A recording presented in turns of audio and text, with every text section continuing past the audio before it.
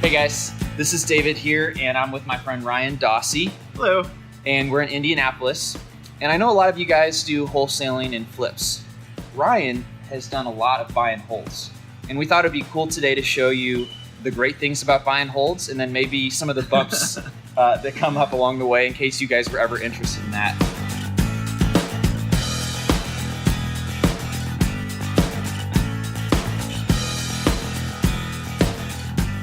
So just in the past 6 months, we've closed on about $2.5 million worth of buy and holds. Represents about 31 units.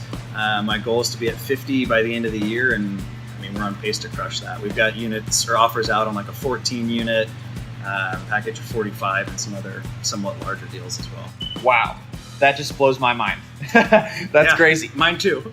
Well, tell me real quick, like, why did you guys choose buy and holds instead of just wholesaling or just, flipping?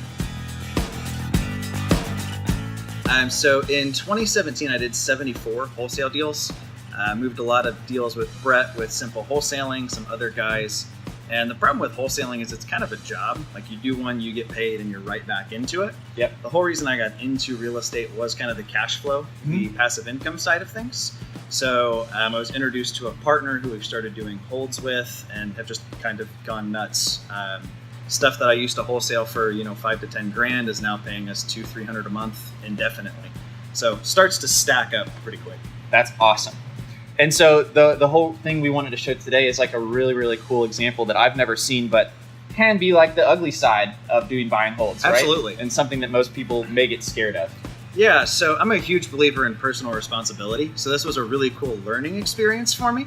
I really wasn't even that upset about it. Insurance is going to make us whole, but we had a tenant that we had to evict. Worked with them for a month two kind of went dark on us. We heard every excuse in the book.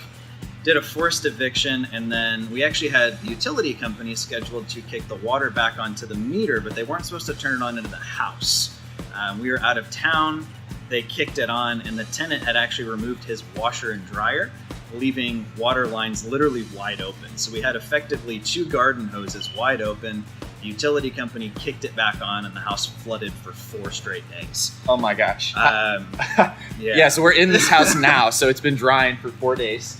We've actually been drying for about 2 weeks. 2 weeks, Yeah, okay. We've probably got about another week left before we can start actually remodeling. Okay. Now, is this going to totally ruin this property's profitability in terms of, obviously you don't have a tenant right now, you've got a lot of repairs.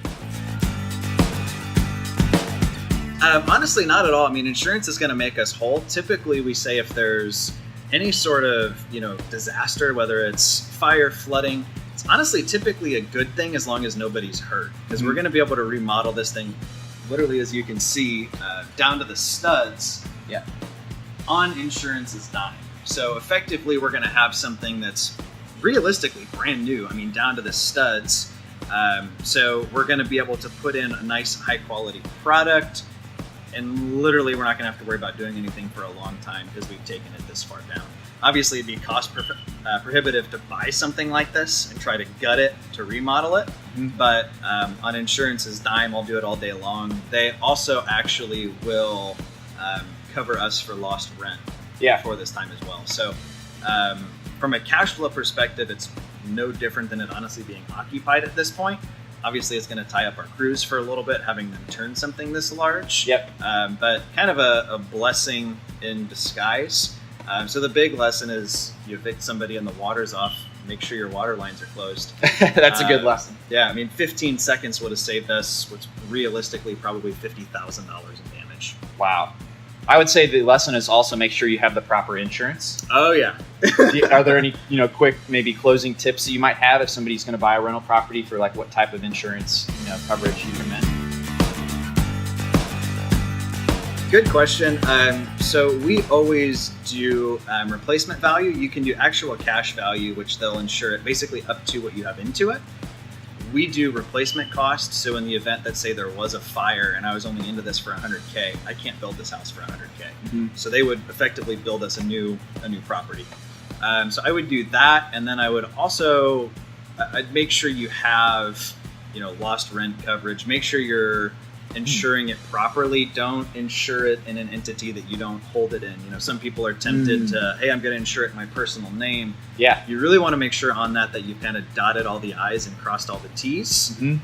Because had I gotten this call and had I done something, you know, somewhat sketchy with the insurance, it wouldn't have been as pleasant as it was.